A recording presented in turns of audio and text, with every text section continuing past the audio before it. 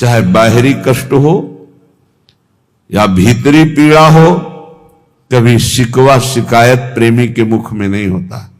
वो प्रेमी नहीं होते, वो देह प्रेमी होते हैं, भोग प्रेमी होते हैं, जो प्रभु से याचना करते हैं। प्रेमी प्रभु से याचना नहीं करते हैं। देखो ना, जो जाने ते कहे नहीं सहाय। सहना भी कई प्रकार का होता है। एक होता है आप ईश्वर हो, आप जैसा सहाओगे सहना पड़ेगा। एक तो ये सहना है। इसके पहले सहना है कि हमारे कर्म हैं, उनका भोग भोग रहे हैं। दूसरा है कि हमारे कर्म कैसे हो सकते हैं, अब तो हम आपके शरणागत हैं, पर आपका विधान है, अब जैसा सहाना है तो आपको सहाओ। अब ईश्वर हो, आपके ऊपर तो कोई बस है नहीं। एक ये सहना है और एक ये सहना है कि प्यारे, आपने जो विधान किया है बहुत मंगल में किया है, आपकी जय हो, आपकी जय हो, तेरा किया मीठा लागे। ये बहुत बड़ी बात है, बहुत बड़ी। ये प्रेमी हृदय बोल, तेरा किया मीठा लागे। आपका ये विधान है ना, तो मुझे करोड़ों सुखों से बढ़कर भी वो दुख प्यारा है जिसमें आपका विधान है। करोड़ों प्रकार की स्वस्थता से भी मुझे वो अस्वस्थता प्रिय है जिसमें आपकी स्मृति, आपका विधान है। वो शीतलता हमारे किसी कार्य की नहीं जिसमें आपका विस्मरण हो जाए, हमारे हृदय में दाह पैदा हो जाए। वो दाह हमारे लिए कोटि शीतलता से बढ़कर है जिसमें आपकी याद, आपकी स्मृति, आपका विधान दिखाई दे। सहाय सराह सराहे, सुना था कल महामहिम पूज्य श्री अर्जुन देव जी की वाणी। वाह गुरु का किया बड़ा मधुर होता है, बड़ा मधुर लग रहा है, तेरा किया मीठा लागे। और कैसा भयानक कष्ट शरीर में, कैसी प्रताड़ना दी जा रही थी, वो बड़े प्रेम से मुस्कुराते हुए से सैर। ये है प्रेमी का हृदय, दूसरे की सामर्थ्य नहीं। ठाकुर हरिदास जी को 22 बाजारों में बाहरी शरीर को पीड़ा पहुंचाई जा रही, कोड़े मारकर हरि बोल के सिवा कुछ नहीं निकला। एक बार भी आह नहीं कहा। बलिहारी है इन महापुरुषों के चरणों में। प्रहलाद जी को भीषण यातना दी गई, एक बार भी शिकायत नहीं की हरि से। मीरा जी को कितनी यातना दी गई, विष पिलाया गया, एक बार भी गिरधर से कहीं शिकायत पद में नहीं मिलेगी, आपने मुझे बहुत कष्ट दिया, ऐसा कभी नहीं कहा। क्यों? सहाय सराह सराह, जय हो, आपकी जय हो प्यारे, आपके विधान की जय हो। आप बड़े मंगलमय हो, बड़े सुखदाता हो। ये दुख जो है महान सुख देने वाला है। जी तो ही ऐसी चाहिए सब ही की सहिले, घट घट में प्रभु रमि रहो उत्तर का को देहि। ऐ भक्त हृदय, प्रेमी हृदय, तुझे ऐसा चाहिए कि तुझे सबकी सह लेना चाहिए। किसी को उत्तर मत दो। कोई तुम्हें गाली दे रहा है, निंदा कर रहा है, अपमान कर रहा है, चुपचाप सह जाओ। क्यों? घट घट में मेरा प्रभु रमा हुआ है, वही मुझे पुष्ट करने के लिए ये अपमान, ये निरादर, ये निंदा आदि की लीलाएं कर रहा है। शांत भाव से सह जाओ, आप महान बन जाओगे। महान वही हुआ जो सह गया, जो सह नहीं गया वही टूट गया, वही विषयी हो जाता है। जी तो ही ऐसी चाहिए सब ही की सहिले, घट घट में प्रभु रमि रहो उत्तर का को दे। कितना सहूं, कितना सहूं, कब तक सहूं? तो बोले एक बार तो मरना ही है ना, मृत्यु तो एक बार आएगी ना, मरने तक सह लो। देखो, तन छुट बेलो हद है सहिले मन धरि धीर।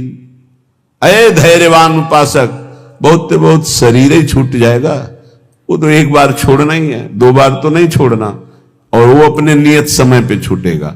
चुपचाप सह लो। जैसा लिखा है ऐसा महापुरुषों के जीवन में पाया गया। तन छुट बेलो हद है सहिले मन धरि धीर, क्यों इतनी ममता करे, कोटिन छाड़े शरीर।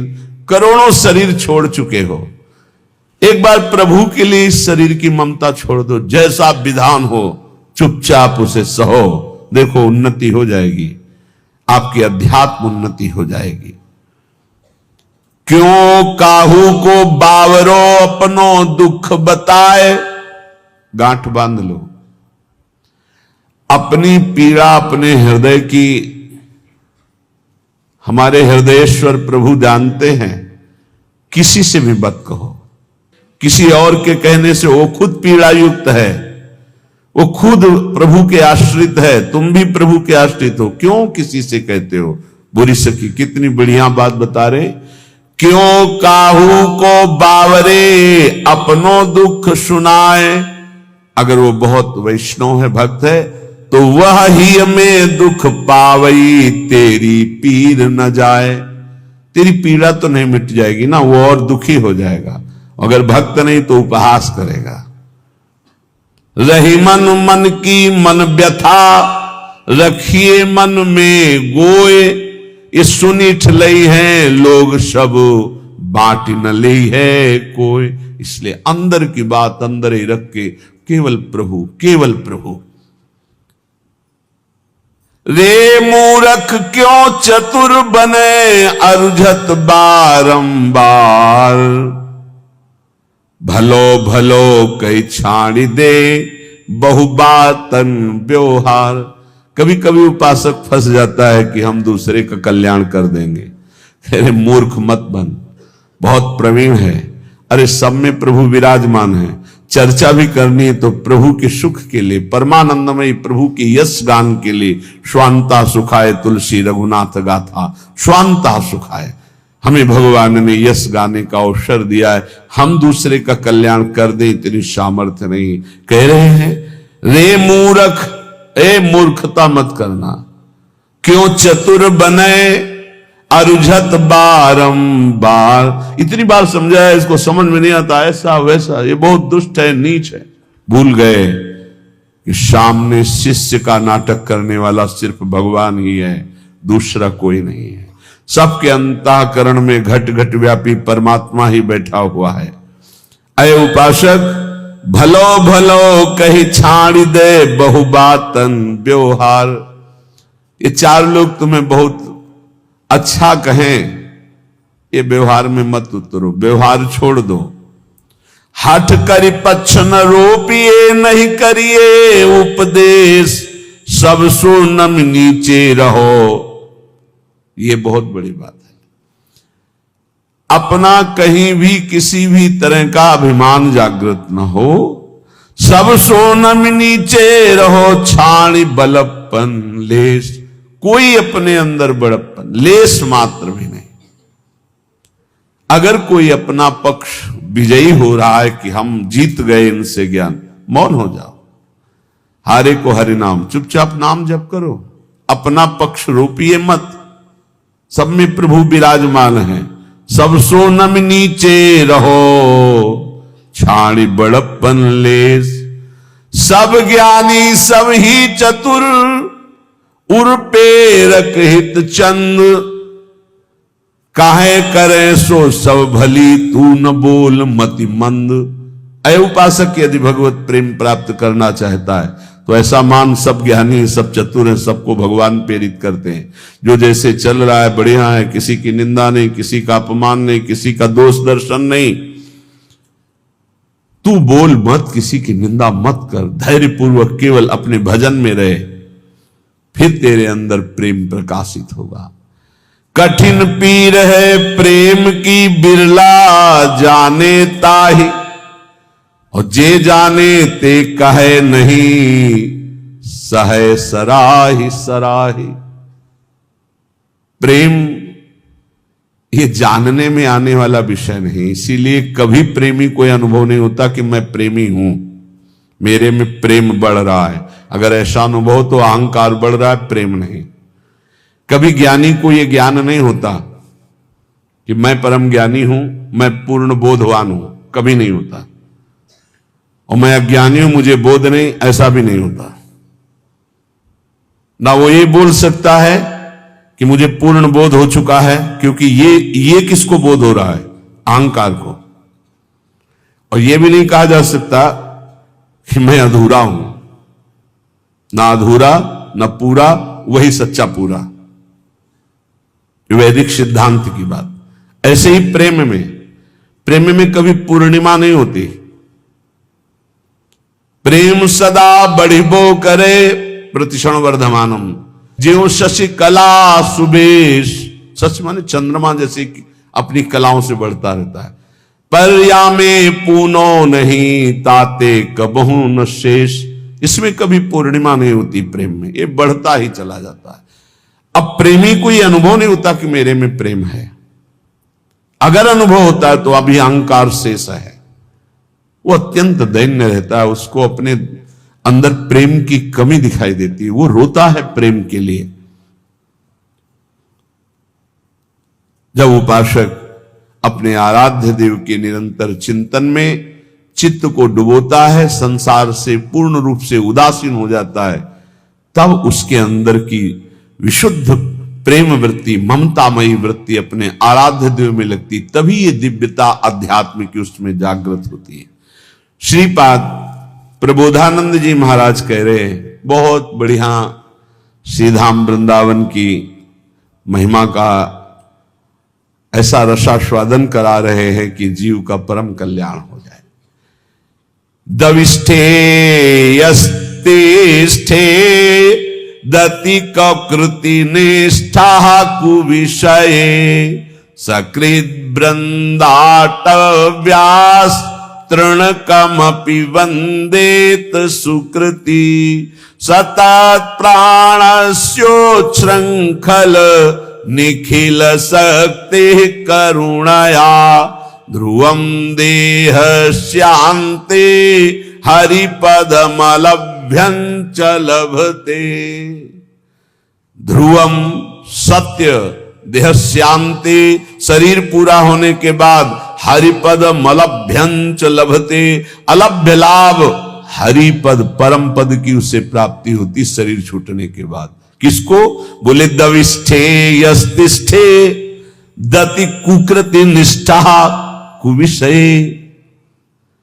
कुकृति निष्ठा, गंदे आचरण करने वाला निष्ठापूर्वक, मतलब महापापी। कुविषय, गंदी बातों में, गंदे विषयों में जिसकी निष्ठापूर्वक पाप रति है, वो तो वृंदावनवासी होगा? बोले नहीं। दविष्ठे यस्तिष्ठे, दविष्ठ दूर देश में रहने वाला, घोर पापाचरण करने वाला। कुकृति निष्ठा, निष्ठापूर्वक कुकृति, गंदा आचरण करने वाला। जैसे इस समय आराधना, इस समय आराधना, उसका जीवन ही ऐसा है, गंदे आचरणों का निष्ठापूर्वक आचरण करना, मतलब महापापी। दूर देश में रहता है, महापापाचरण करता है, पर संयोग वशात सुकृति जनों के संग में वो एक बार वृंदावन आ गया। संयोग वशात उसकी दोस्ती किसी ऐसे से हो गई, चलो यार एक बार वृंदावन चलो। नहीं, हमें कोई मत, हमारे साथ चलो, पैसा हम लगाएंगे, आपको खवाएंगे पियाएंगे, घुमा के ले आएंगे, यार चलो ना। अब वो चल पड़ा। सुकृति, किसी पुण्यवान के प्रभाव से वो वृंदावन आ गया। उसकी कोई रुचि नहीं, कोई श्रद्धा नहीं, कोई निष्ठा नहीं। सकृत एक बार वृंदाटव्यास्त्रणकमपि वंदेत सुकृति। अब उसने चलो बिहारी जी के दर्शन करे आवे, अब उसके साथ गया। जैसे यहां कई ऐसे दर्शन में आते हैं सुबह कि वो स्वयं नहीं आए, उनकी कोई श्रद्धा नहीं, उनको लाया गया है। जैसे किसी श्रद्धालु गृहस्थ की गाड़ी का वो ड्राइवर है, या कोई ऐसे घर का कोई सदस्य है, सब चल रहे हैं, तू भी चल, तो उसकी चेष्टा दिखाई देती है कि ये श्रद्धा से नहीं आया, इसे जबरदस्ती लाया गया है। वो खड़ा है, ऐसे देख रहा है, दृष्टि गई उसकी। ये मुद्रा और उसके देखने का तरीका बता रहा है कि वो श्रद्धा से संत दर्शन के लिए नहीं आया, क्योंकि हजारों हृदयों में जो उल्लास दिखाई देता है, राधा राधा नाच रहे, रो रहे, उत्साहित हो रहे, उसमें कोई फर्क नहीं। लेकिन उसका पुण्य उदय हो गया। पुण्य पुंज बिन मिले ही ना संता। क्या पुण्य उदय हुआ कि उसकी नौकरी लग गई ऐसे परिवार में जो भक्त है, वो ड्राइवर है, या उसका जन्म हुआ ऐसे परिवार में जो भक्त है पर वो बिल्कुल अभक्त है, उसका कोई न संत में श्रद्धा है न भगवान में श्रद्धा है, पर उसके कल्याण का योग बन गया। श्री धाम वृंदावन आया और यहां तो कह रहे वृंदातव्यास तृण कमपि, एक तृण तिनका, उसमें भी उसकी नमन क्रिया हो गई, प्रणाम कर लिया। तो उसने प्रणाम नहीं किया। कईयों को देखा कि जब दृष्टि में दृष्टि मिला के तुमको अपने आप ऐसे वो यंत्रवत ऐसे होना पड़ेगा तुम्हें, और जिनकी उपेक्षा कर दी गई, मंगल ही होगा तुम्हारा। आए हो किसी भी भाव से खड़े हो, तुम्हारा मंगल ही होगा। अब यहां से अमोघस्य, अब उनके जीवन का उत्थान शुरू हो गया। एक तृण की वंदना कर दे, एक तृण की वंदना, वृंदावन के एक तिनके को प्रणाम कर ले। इसलिए उद्धव जी ने कहा मुझे तृण बना दो, गुल्म लता औषधि बना दो।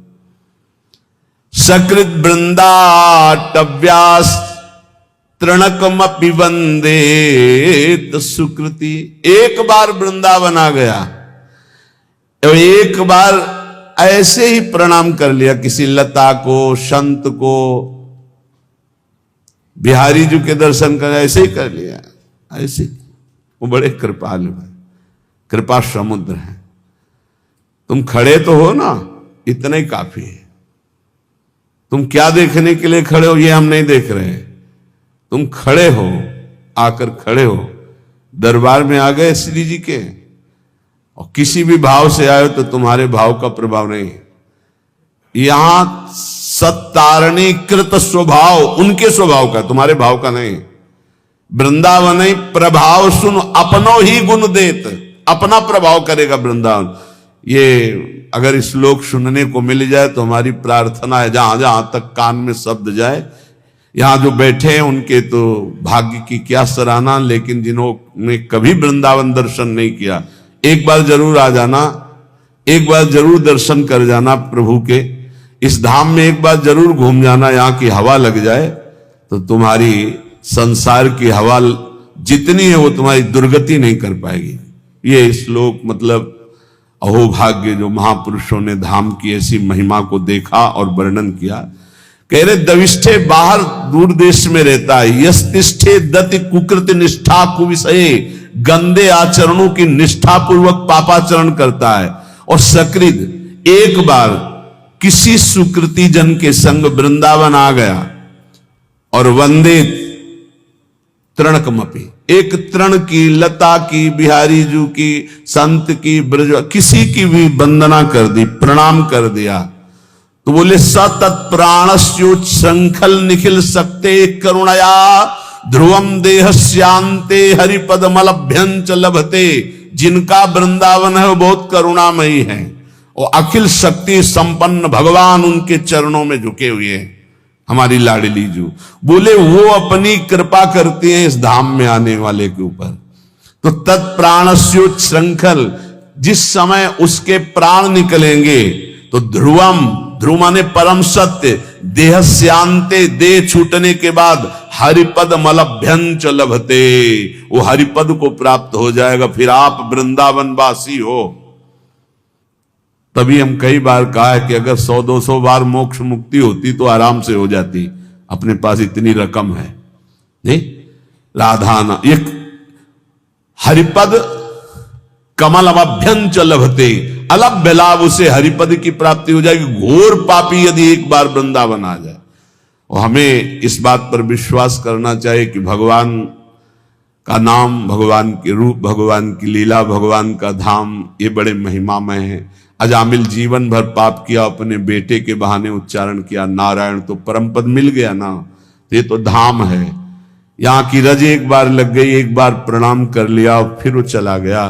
तो निष्ठा पूर्वक पाप करने वाला जब शरीर छोड़ेगा तो सा तत्प्राणस्यो श्रृंखल निखिल सकते, निखिल शक्तियों के स्वामी भगवान श्री हरि, जिनके अधीन जाके अधीन सदा सांवरो, वो करुणा, वो करुणा की मूर्ति लाडली जू कि एक बार वृंदा सखी ने देखा कि धाम की सीमा में प्रवेश हुआ, मेरी लाडली जू का एक कृपा पात्र हो गया। तो अब वो कहीं भी जाके जब शरीर छूटेगा तत्प्राणस्य श्रृंखल, तो करुणा, श्री जी की करुणा से उसका शरीर जब अंत में होगा तो हरिपद मलभ्यंच लभते अलभ्य लाभ, उसे भगवत प्राप्ति हो जाएगी। कई बार कहा है आप लोगों से कि निश्चिंत रहो, आपका पास बन गया है, आपका पास बन चुका है। क्यों? बोले हमारे माई श्यामा जी को राजी हमारा पास है, हम वृंदावन, प्राण वृंदावन सर, एक बार प्रणाम की बात कही, हमारा तो जीवन वृंदावन है। कुबेराणाम कोटिर हसति धन संपत्ति भी रहो। वृंदावन जब कृपा करके संपत्ति देता है तो कुबेर का उपहास करने वाली संपत्ति होती है वृंदावन वासी के पास। कुबेर के पास पांच भौतिक माइक संपत्ति है, लेकिन वृंदावन वासी को प्रिया प्रीतम की प्राप्ति होती, दंपति संपत्ति पाइए। बोले कुबेराणाम कोटिर हसति धन संपत्ति भी रहो।